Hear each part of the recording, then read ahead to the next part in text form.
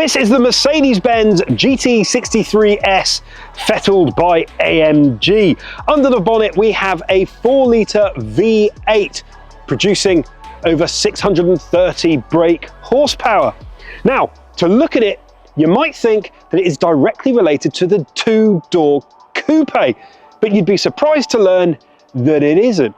Underneath, it has more in common with an E-Class than anything else, and it's borrowed bits from the CLS to make it look the way that it does. Like all AMG engines, it is stamped by the individual that signed it off. In this case, a Mr. Seradar Khan. Thank you very much, sir. But it is quite the interesting thing. First of all, you've got to look at the sheer mass of the 63S. When it was released, it was the single most powerful car that you could buy from Mercedes-Benz. But because it's so big, they thought, well, we're gonna have to try and reduce some of the weight here. So this, aluminium. Underneath here, that you can't see, an aluminium steel plate underneath the engine. That is for rigidity. That is usually just for Mercedes-Benz convertibles. They put a host of structural strengthening from front to rear, and it's still over 2 tons. It's a big car, but considering it's over 2 tons, it will still shoot you to 62 miles an hour in 3.2 seconds.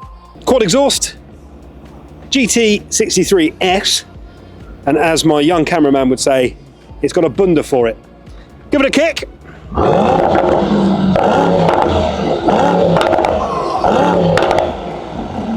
Oh, that was genuinely wicked. Now this car is striking, so whilst I cool off under the collar after that lovely bit of rev action, let's talk about what this thing looks like. So at the front, we've got this rather haunchy Pan America style grille.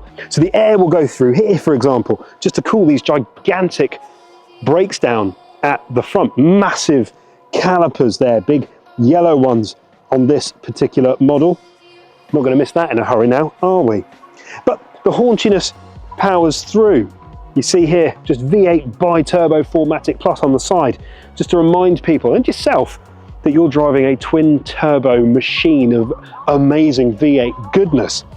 Now, it's got a nice, lovely swoop in here. It still resembles the GT63 Coupe, doesn't it? But don't forget, it isn't actually derived from that particular car.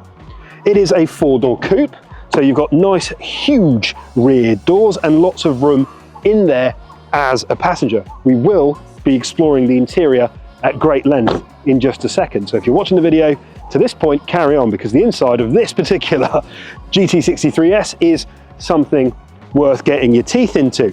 And then as you swoop towards the back, let's just dive into a little bit more detail. Now you do have an electronic spoiler that comes up and down. That will come up and down when we drive it in a bit, but just the tail lights there, I mean, they are kind of CLS-y, I guess, and that makes sense because it's kind of related to a Mercedes-Benz CLS. Quad exhausts, absolute beauties. If you want to open the boot, it's just a button at the bottom there. Huge boot, plenty of room, 500 litres-ish. Bit of a lip, but all good. I could stare at this car's bottom for an awfully long time. But it's all very well and good being outside a car. It's all about inside, I guess, because that's where you're going to spend most of your time. Let's hop inside and explore the cabin. And the inside of the GT63S is, well, it's opulent. I'll give it that. It's also very creamy, this one. So make of that what you will. But let's go through what you get in one of the most expensive Mercedes-Benz that you can buy. Well, in front of you, you have got the double digital displays. So one is your dashboard and the other is your infotainment, both 12.3 inches in diameter. You look through a sporting AMG steering wheel to have a look at your rev counter and your speed counter. And then you've got your flappy paddles for the 9-speed gearbox. Now, what the steering wheel does have that is worth a little play around is 2 little contraptions just off of the honker in the middle. So, selecting your driving mode, you click through a little round selector knob just on the right-hand side. The click, by the way, is super satisfying. But you can pick between individual, comfort, sport, sport plus, and race. It's lovely. Then on the other side, you can actually play around with shortcuts, essentially. So the previous driver had turning the loud exhausts on and off and putting the spoiler up and down, but you can play with that. Now, in terms of the rest of this cabin, well, it's very E-Class, very S-Class, but you'd expect that from a manufacturer like Mercedes. So you pick your lights on and off down here, parking sensors, lane assist, all of that is managed through buttons on this carbon fiber looking dashboard here. Burmester sound system, lovely stuff. Now in the middle, it gets pretty interesting. You've got the lovely vents, obviously. These are nice. They change color when you put the heat on. For example, they turn red. You turn it down to blue, they turn blue because it's getting cooler. The infotainment system itself is managed through a mix of buttons and this touchpad here. It works fine. It's not fiddly as such, but once you get used to it, it's pretty good. You can manage your car through here, for example, change the color of the ambient lighting, change your massage setting on your seats. In the middle, you've got your climate control buttons, all very nice aluminium finish, and you've got a wireless pad to charge your phone in there as well. And then down the middle, it's meant to be reminiscent of a V8. So you've got 4 of these little buttons either side of kind of your central tunnel. So gear selector, and you've got these buttons here that can control shortcuts, if you like, between your driver settings, ESC off, stop start off, your volume on the left here, and all the rest of it. Pretty interesting setup, if I say so myself. Nice little added bonus. You've got your sun visors here, but they do extend out like that for reasons. Now the seats, heated, cooled, memory, and they're very, very comfortable. You can tell that this thing is designed to go distance, and it's definitely a good place to plonk your behind to do that. Nice little small details just worth mentioning. So on the gear selector, on the headrest, and actually on the back of the key, you've got the crest of AMG, which has adorned on the top. Affelterbach, that's my German. Not great. But that is the town that AMG sprouted from, and what a wonderful little town it must be. But it's those little bits of attention to detail that I quite enjoy. In the back, it does feel a little bit claustrophobic, if I'm honest with you. Maybe because of the sloping roof, maybe because it doesn't have a pano roof in this particular one, who knows. But that said, it's not uncomfortable. The seats are nice and padded still, and this is my legs versus my driving position, so plenty of room. Let's be honest, I'm not massively tall, but at 5'8", I'm average, I guess.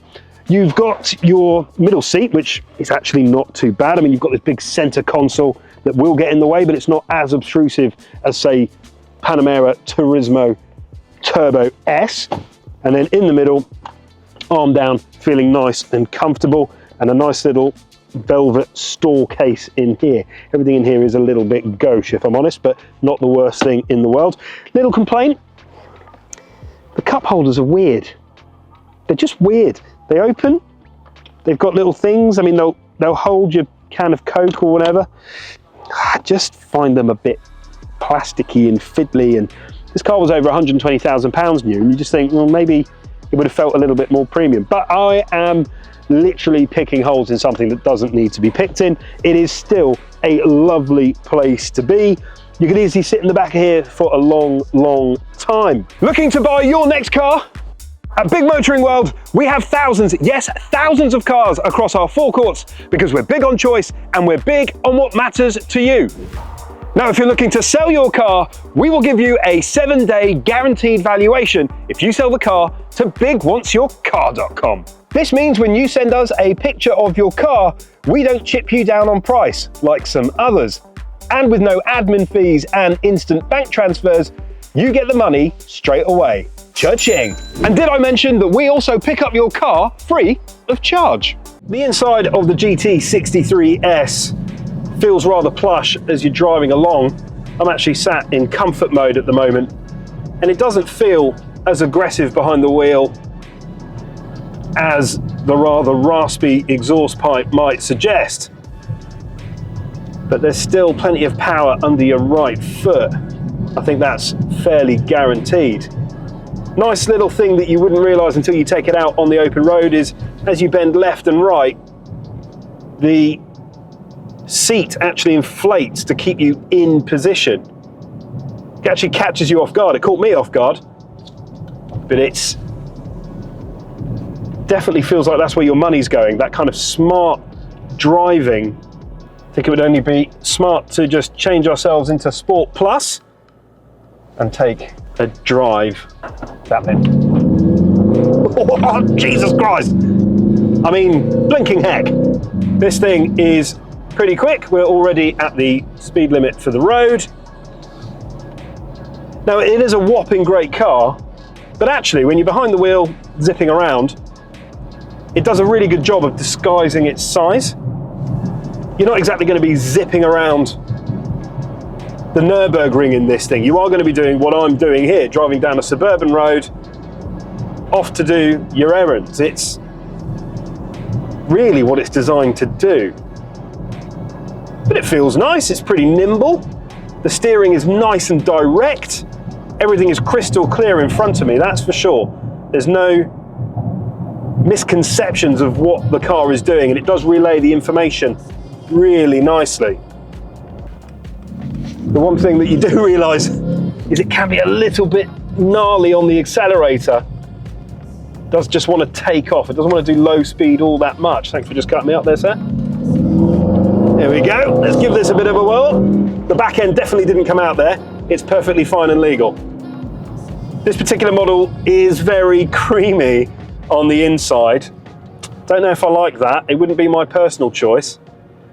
And you've just seen me dial down from Sport Plus there. If I'm honest, Sport Plus, you really don't want to be using that on the road. It's too much. If you dial it back to Sport, the accelerator actually is just that little bit more content on the road. We've just ridden through one of the million potholes that we're lucky enough to have here in the United Kingdom, and it rode it pretty well. I mean, we're on massive 21-inch alloys on this, so you should be able to contend with the roads here relatively well on those particular rims. The GT63S is big, it's brutal, frankly, it's a handful, but it really is something that stands out. Now, if you're looking for a new car that isn't necessarily as aggressive as this, don't worry, because at Big Motoring World, we're big on choice and we're big on what matters to you.